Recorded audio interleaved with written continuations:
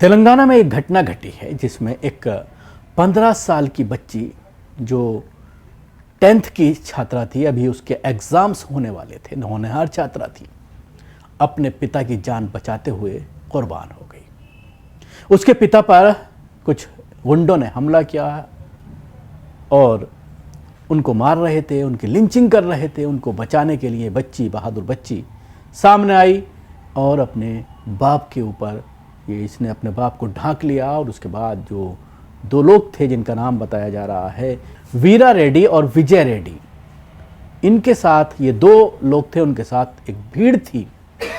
इनके पिता हैं मोहम्मद इस्माइल, जिनको पीट रही थी भीड़ और जान से मारने की कोशिश की जा रही थी। लेकिन उसी समय आलिया बेगम, जिसकी उम्र 15 साल है, उसको पत्थर मारा गया। आलिया अपनी 10वीं बोर्ड की तैयारी कर रही थी और इस पत्थर की वजह से आलिया शहीद हो गई, आलिया की मौत हो गई। इस मामले में पुलिस ने FIR दर्ज की है, कानूनी कार्रवाई की जा रही है। लेकिन इलाके के जो नेता हैं, उन्होंने इस पूरे मामले को लेकर उनके पिता से मुलाकात की है और इस पूरे घटनाक्रम के बारे में बताया है।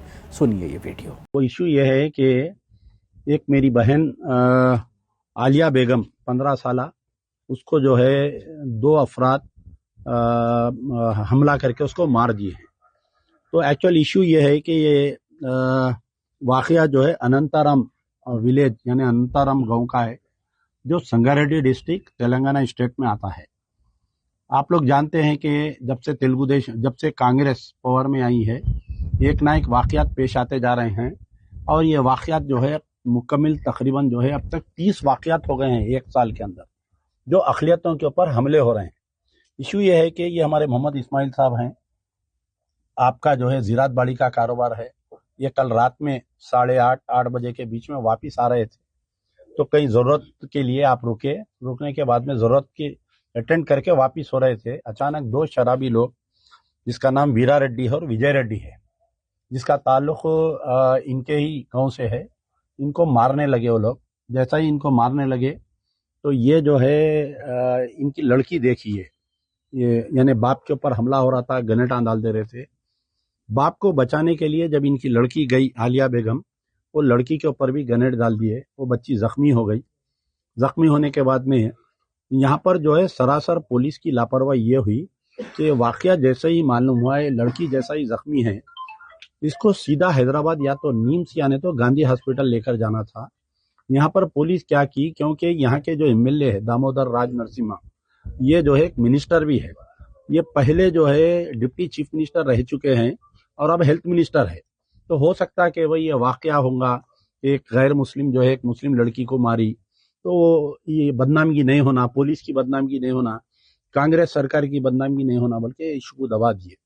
ये लड़की को पहले तो एक छोटे सर के हॉस्पिटल में रखे, फिर घर को भेज दिए। फिर बच्ची की तबीयत खराब हुई तो फिर सदाशिवपेट के हॉस्पिटल को ले गए। फिर बच्ची की तबीयत खराब हुई तो उसको आपके संगारेड्डी के वेलनेस हॉस्पिटल में ले गए।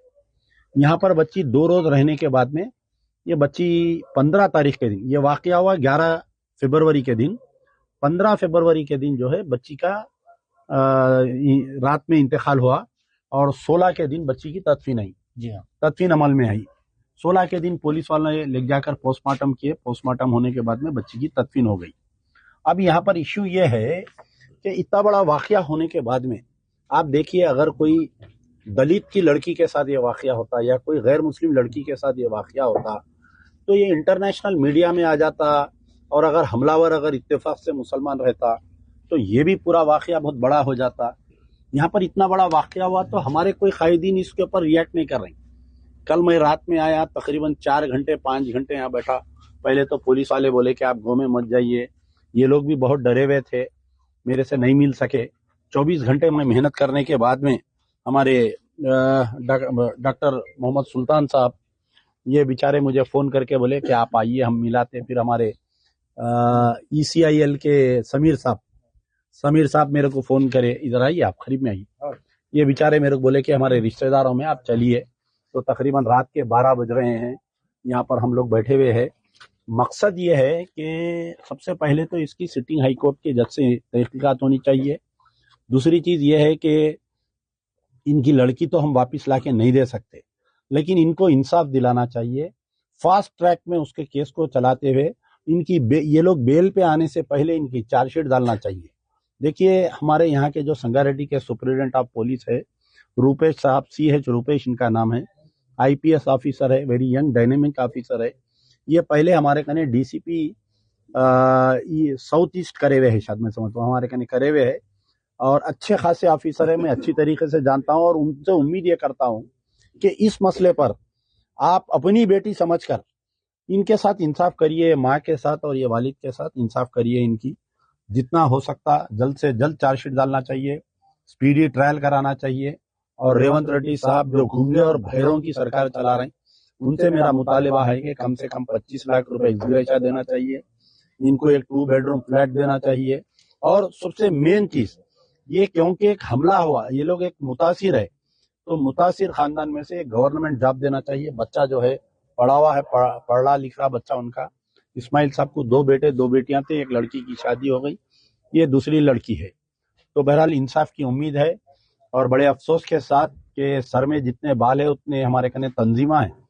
इलेक्शन का ऐलान होते या रमजान का ऐलान होते ज़कात चंदे के लिए रोडों पे आ जाते, इलेक्शन में सियासी पार्टियों के नाम पे ऐलान रोड पे आ जाते। लेकिन एक मजलूम को इंसाफ दिलाने के लिए पहले तो 11 के दिन वाकया हुआ, 16 तक किसी को मालूम नहीं हुआ, इत्तेफाक से मुझे मालूम हुआ, मैं आया, और आज ये वाकया होके भी 24 घंटे हो गया, अभी तक हमारे दामोदर राज नरसिम्हा साहब नहीं आए। आप जो है डिप्टी चीफ मिनिस्टर रह चुके हैं, आप कांग्रेस में नंबर 2 है गवर्नमेंट में, आप मौजूदा हेल्थ मिनिस्टर है और मुसलमानों का बहुत बड़ा वोट लेते हैं आप। मुसलमानों की वजह से, मुसलमानों की जूती जिसके सर पे, वो यहाँ का MLA, वो यहाँ का मंत्री, और आप जो है एक मुसलमान बच्ची मर गई, अगर वही कोई अगर दलित की बच्ची मर जाती तो दामोदर राज नरसिम्हा साहब सामने चटाई बिछा के उसके घर के सामने बैठ जाते, एहतजाज कर लेते हुए। तो मैं उम्मीद करता हूं कि कम से कम वो अपने महल से बाहर निकलेंगे।